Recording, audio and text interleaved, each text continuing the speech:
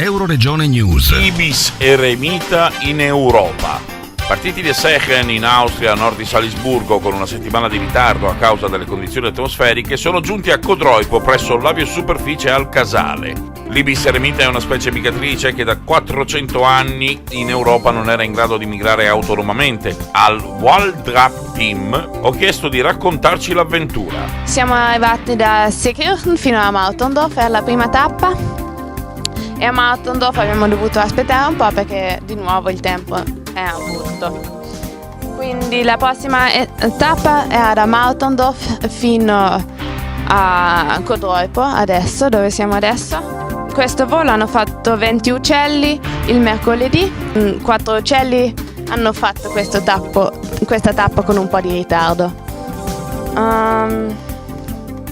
Adesso mancano ancora 6 uccelli, questi vengono trasportati in macchina perché non avevano voglia di partire, quindi sono uccelli giovani, sono nati in aprile e così imparano la rotta, sanno dove devono andare e poi quando sono sessualmente maturi fanno la rotta da solo, quindi ritornano da Obetello fino in Austria da soli. Dal Medio Friuli per Euroregione News, Marco Mascioli. I nostri servizi sono disponibili su internet all'indirizzo www.euroregionenews.eu.